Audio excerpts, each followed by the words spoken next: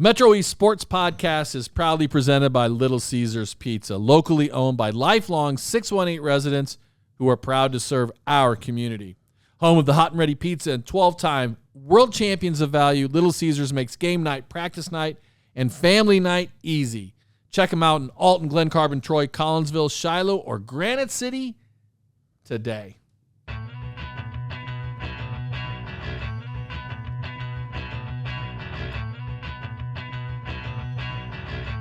Get ready for the award-winning #1 sports podcast on our side of the river. It's time for the Metro East Sports Podcast.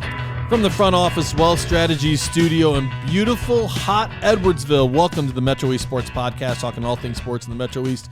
Season number 7, show number 27, recorded Monday, August 10th, 2026. I am David Leip alongside KP. Good to see you, Coach Paulo. Good to see you, Coach. And the camper, Matt Camp. Good to see you, Matt. Always good to be here. Today's a big day because it is the first day of fall tryouts for most sports. I thought it was because KP was back.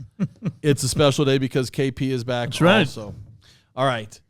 Tonight's show, speaking of fall sports, tonight's show features previews in 3 sports, kind of a tease for our big football preview, which is coming up. Is it next week or the week after? Week after, the 24th. Okay.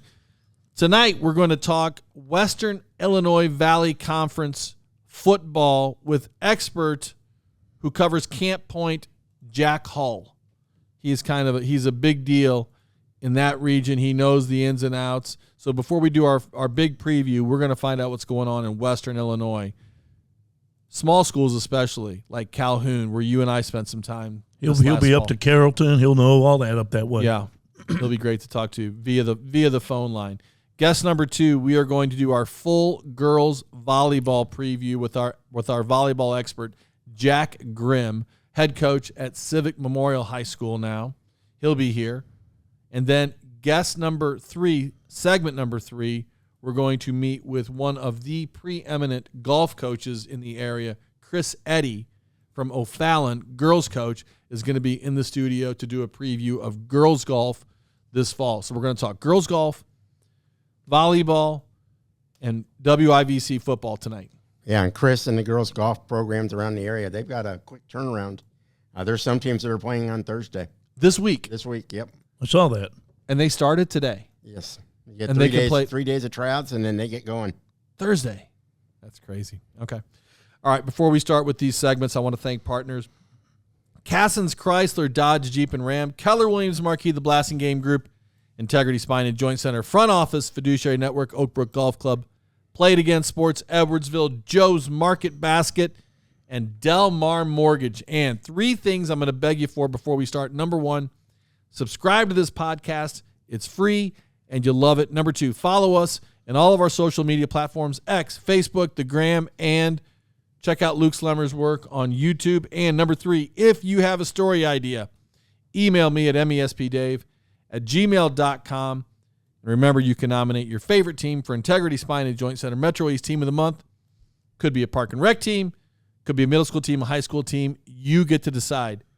To nominate a team for Team of the Month, send your suggestion to mespdave@gmail.com. Please put Team of the Month in the subject line. Wrong one. Jack Hull coming up next. Oh, well, let's do our trivia question first. Got ahead of myself there. You ready for it? Let's do it. You want to ask it, Camper? Sure. So this week's trivia question It's about one of our favorites, a recent addition to the Illinois Sports Hall of Fame. the very first class of the Hall of Fame there in Illinois. Steve Porter, what year did he graduate from Triad High School? Steve is a big Triad guy, and he has some stories. He loves Triad. Okay. Tell us what year Steve Porter graduated by high school. Email only. And you win a free pizza from Alton, Glen Carbon, Troy, Collinsville, Shiloh, or Granite City, Little Caesars. Send an email to me at mespdave@gmail.com. First correct answer wins the pizza. Okay, Jack Hull after the break. All right, let's welcome to the show now Mr. Jack Hull. After 40 years of broadcasting, man, welcome to the show. I'm tired. 40 years is a long time.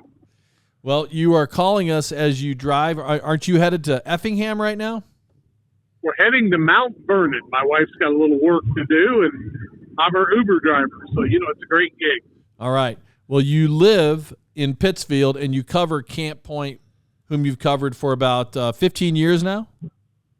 Yep, been covering them since Brad Dixon took over as the head coach. It's where I graduated from, and we've lived in Pittsfield about 27, 28 years, and where we ran the radio station there in Jerseyville for many years before we went on YouTube and started doing video and audio broadcasting about 15 years ago. And you currently run Central Illinois Sports with your sons, Charlie and John.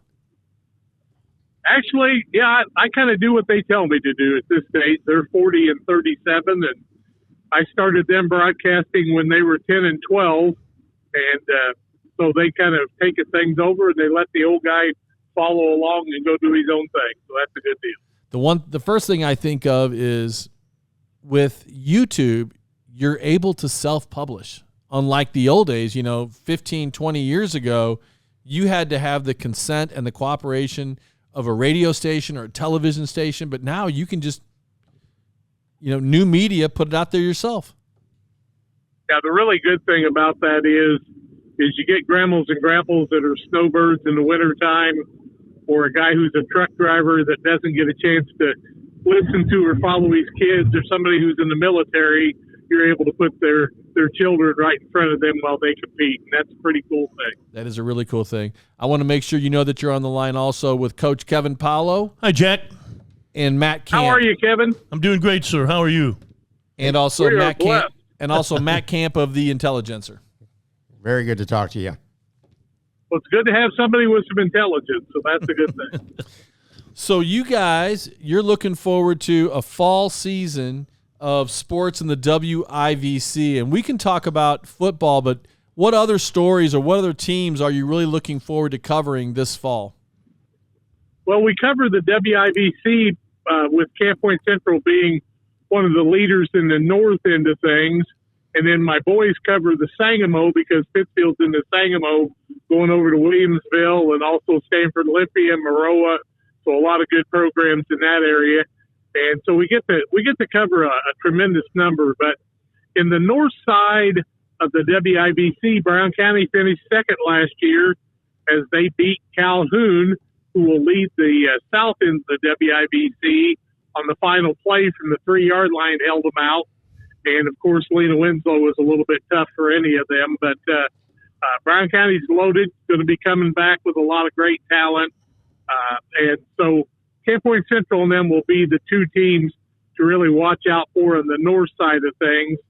But, we've got Minden Unity, Payson, who's a co-op, Route, Triopia, a lot of good teams over in that end of things. Camp Point Central will start out with West Central, a co-op with Winchester and Bluffs. And that's who Central actually beat in the first round of the playoffs last year before falling to Brown County. So those are some really good, solid teams. On the south, Greenfield Northwestern, Joe Pinberg, their head coach, is always going to be solid. Calhoun with Aaron Elmore and his staff, they are loaded, and they're going to be really good for the next 3 or 4 years. And then you've got Carrollton with a new coach after a long reign of the Flowers boys coaching there. I think Coach Buchanan is the name of the young man that's there now. And they've got about 26 players. And so it's always tough for Carrollton, one of the smaller schools. North Green, I think, Nick, I think it's pronounced Milentum, who's been there a couple of years trying to rebuild that program. Ron Edwards been a long-time coach at Pleasant Hill. We get to cover some really great coaches in a really great conference with two sides. KP and I were at that football game that you described. That was my second football game at Calhoun that fall last year, and that was an unbelievable game and an unbelievable atmosphere, start to finish. I mean, the surrounding hills, you're in that valley there, what they called a gully, and it was just a very surreal game too, because you really thought Calhoun had it sewed up. and then you thought that they were going to lose it, and Brown County wasn't gonna have a chance. And it was a fantastic game, and I like it that you said that Calhoun is loaded because they've got their running back coming back. That Brannon kid is fun to watch. But I felt like the difference in that game was Brown County shut him down for the most part. For the most part. Yep. So I'm looking forward. Go ahead. And the big thing about Calhoun is with Aaron Elmore and his staff, they are a staff of old teammates who played for Rick Johns in those back-to-back state championships in the 90s.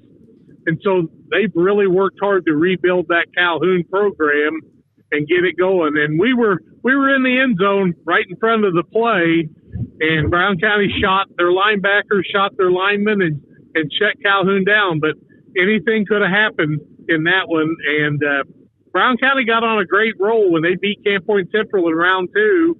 When Central fumbled the ball 3 times, Brown County just came back and controlled the tempo at that point. Then they beat a Carrollton team in the WIVC, beat that Calhoun team before they headed to ISU to play in the championship. Well, it was an unbelievable contest, and Coach Elmore's son is playing quarterback now too, if I'm not mistaken. That is correct. He played there last year, and Aaron was a lineman. He's got his son at the quarterback, J.D. Lorton, who was the quarterback of that first of the 2 state championships and also coached at North Mac, is one of the assistants. And I think he may still have one son on the team, Casey Longnecker, who quarterbacked that second state championship, is one of the assistant coaches. So it's fun for me. I watch those kids grow up. And when we talk about the gully of Calhoun, we call it the kingdom of Calhoun. Okay. Because when you come there, it's like going back a few years.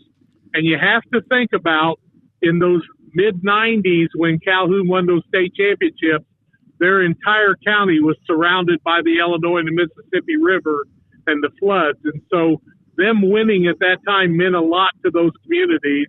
And it's fun. You guys know it too. But each community just falls in love with the success of their kids, and they follow them all the way through. And I think you probably know that, with Calhoun's girls having all the success they've had over the years, those boys had to kind of pick it up a little bit again. But for sure. Look out for Brown County. They're loaded. They've got Michael Cassing, a junior at quarterback, taking Tom Little's son's place, and he is probably one of the best athletes in the state of Illinois. So they're going to be really good, and their linemen are huge. But I will tell you, they were big last year. Yeah, I will, and most of them are back. But I will tell you, don't count out Camp Point Central. Brad Dixon's had a pretty good run for 15 years, and in their 5th win this year, they will finally get my alma mater over 500 in the long tradition of their football that started in 1967 when I was in junior high. And but for instance, Brad sent me a picture today, and he said, we're pretty proud. We've got 220 some kids in our school, 61 kids out for football, but we have 33 freshmen and sophomores. Wow. Well, that's unbelievable if you think about what most programs are. Hey, Jack, KP here. We were talking about Hardin. I've got to put Calhoun as probably the best tailgate. I'll put that up against any college tailgating in the Illinois region. Got to tell you, Bloomington Central Catholic used to play in 1A back in those days when they kind of controlled their enrollment. And when they would come with a chartered bus. And I think those kids got a little overwhelmed seeing all the khakis and the camouflage up on the hills.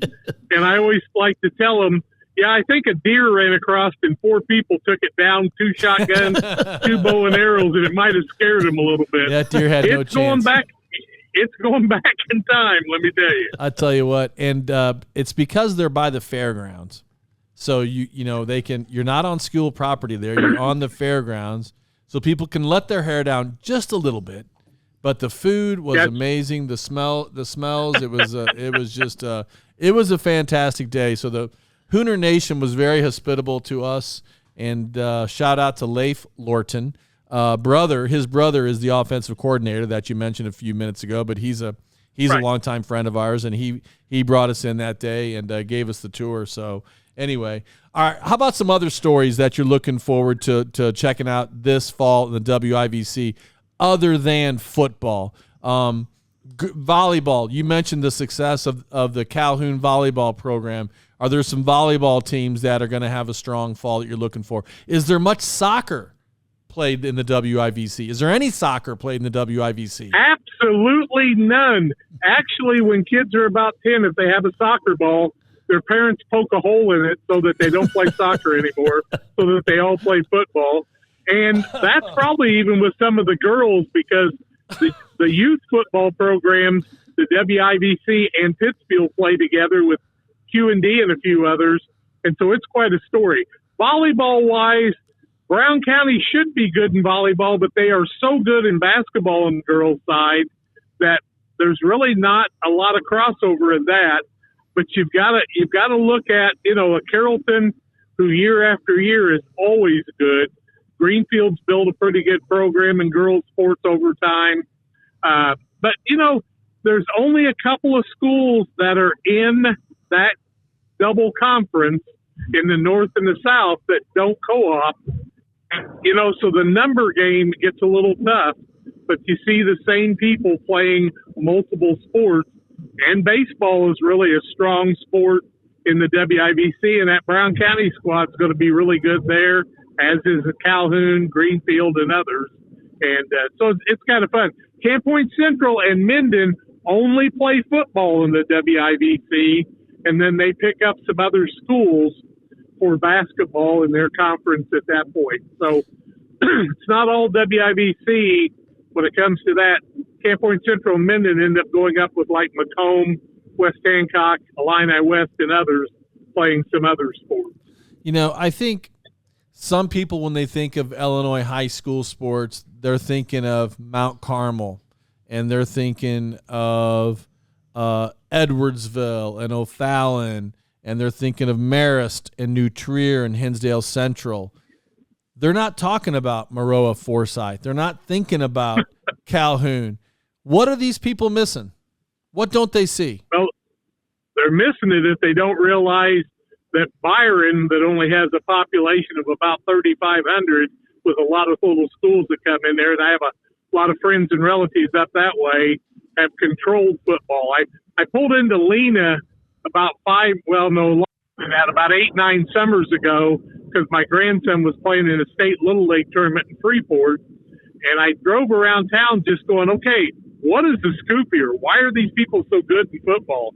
But it's about that love in the community coming together, and those kids not only lifting weights, but they're bucking bales, they're working outside all the time, and they've built that strength. And what's funny about that to me is, as a 1974 graduate of Camp Point Central, I played against most of those Pittsfield teams that won that 64 straight games before the playoffs, and that's why those kids were good. They were in the weight room, but they also had that usable strength from being farmhands and doing a lot of different things there too. But if you haven't been to that little school atmosphere, and you talk about the fairgrounds, my buddy and I, we used to go to the Greenfield Calhoun game every other year. It always happened during the fair. They'd be pulling tractors, and what was funny is the smoke of the tractors would hover about 8-10 foot over the football field, and it was like they were playing in a cave. But, what a joy it was to go to those games. If people haven't been to Greenfield to watch a football game at Fleur-de-Lis, they have certainly missed it, because they've got that huge hill up on one side, and there's just an atmosphere beyond all others. Brown County's about to break tradition in the WIVC because of a grant with Dot Foods, they're going to have a turf field in another season. And that's unheard of in the WIVC. Hey, Jack Metcamp, you mentioned the little school atmosphere. You've seen some big-time talent, too, I'm guessing. Who are some guys that have stood out in your time doing this?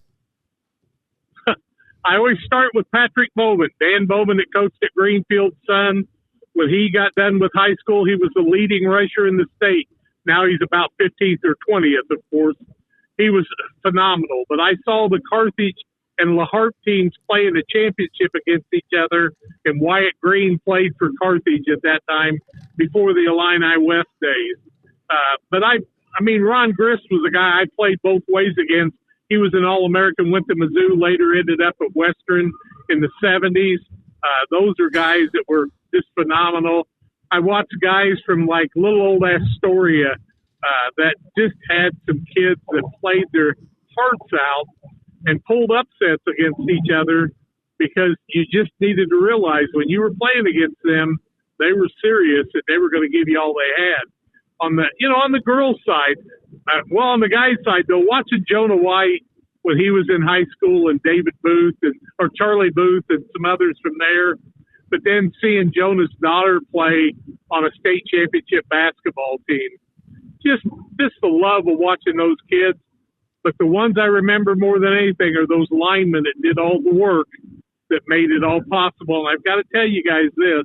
I interviewed Rick Johns after their first state championship away from all the media, and Rick said, Jack, this championship was for all those kids that made it to the semis that never got here, and we wanted to win this for all of them so they get that feeling. And have you guys ever seen the video of the Calhoun Sterling Newman game when ISU's field was covered with ice? No. And Rick Johns put heavy cleats on all these kids' shoes, and Newman was playing in tennis shoes and couldn't stand up. Nate Lorton played in that game, and he made an impression on me because of that, because hard hitters, not great big guys, but just people that you love to watch them play. That's good stuff, man. No, that was before my time. We've been doing this podcast for about 7 years now, and before then, I paid attention to football, but I can't say that I was paying that close of attention like what you just described. So that's really good stuff. All right, give me one prediction for this fall for the WIVC, and then I'll give you a prediction. Well, I would say my prediction is Brown County comes in as the heavy favorite to win the North, but they in Camp Point Central play at Brown County. I'll bet you it'll be their homecoming game. Brown County has a tradition that all the people that have Harleys come in on the side of the field and make a lot of noise before the game, and that will be one of those what we like to call slobber knockers. It's going to be a dandy. And then Brown County and Calhoun will play at the end of the regular season like they did this year, and that ought to be a dandy game too. But look out for those teams that only have a couple of wins that find out, hey, if we can just get another one, we can get in the playoffs with this new setup that the IHSA has started. And so it's going to be fun all the way through. It's going to be kind of like baseball is. You're not going to know who the teams in the playoffs are until right at the end. That was going to be my prediction. It's going to be Brown County and Calhoun to end the regular season for the conference championship, and then they're going to meet again in the playoffs. I'm not going to predict. Well, that's an easy one. I'm going to tell you that Camp Point will fill the role of one of those two teams. Oh, wow. I love that. I love that, Jack, so much. All right, well, listen, we got to meet up with you at a game this fall. Tell me the game that we need to be at where you're going to be there too with your guys calling the game that we have to see in person. You don't want to miss the Brown County Camp Point Central regular season game. Okay. I want to see those Harleys. That's in the middle of the season. Get there early. The food will be good. The atmosphere will be unbelievable, and Brown County does it right. Okay, Jack Hall, 40 years of broadcasting. Check him out, Central Illinois Sports, and we can find you on YouTube. You'll find us on YouTube, Central Illinois Sports. You and about 13,500 followers and about 1.5 million viewers over time. The boys have done a great job with that, and we're really proud of it. Jack Hall, thanks so much for joining us, and we'll stay in touch, okay? You bet. Thanks Talk so to you much. soon. Take care, Jack. Have a great trip. See ya. What a great guy. Oh, it's awesome, man. His enthusiasm and knowledge of the WIVC. You know, every area has one of those guys, maybe. But the fact that he's broadcasting and documenting everything is well, those guys in that area, like, you look at those towns like Camp Point up that way and Carrollton, all those. That's like if you go out to Nashville and Oakville and those ways. I mean, there's guys there. I'm sure there's guys up that way. There's probably one person that's tied into all that kind of stuff. That's awesome. That's what you need to do, Coach. If when you know retire. who that guy is for a particular region, if you know of the Jack Hall in a different region, We'll find him. Let us know, and shout out to Sean Saylor. He's the guy who told us about Jack. So good for him. Okay, volleyball preview up after the break. But first, I want to thank partner Cassens Chrysler Dodge Jeep and Ram, the #1 place to purchase a vehicle in the Metro East.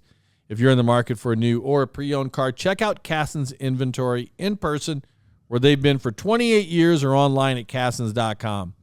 Cassens has earned the highest ratings for customer service. Their expert staff is committed to making your car buying experience enjoyable, including convenient on-site financing.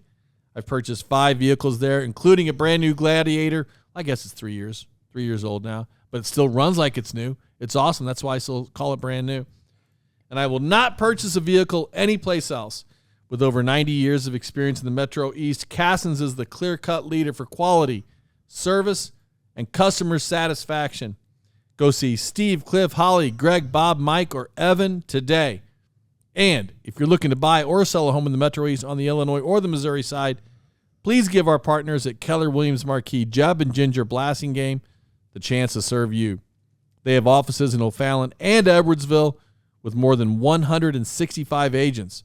The Blasingames are a family-owned business that has helped over 11,000 families find just the right home. The Lipes are one of those families. Jeb and Ginger sold our house quickly because they're experts at staging and pricing, and they helped us find the perfect home, and they can do the same for you.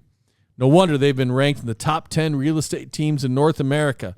Give Jeb and Ginger Blasingame a call at 618-578-9276 or check them out online at blastinggamegroup.com. You will not be disappointed. Coach, I don't know if I did this, but I'd like to give a shout-out to the Southwestern Conference athletic trainers.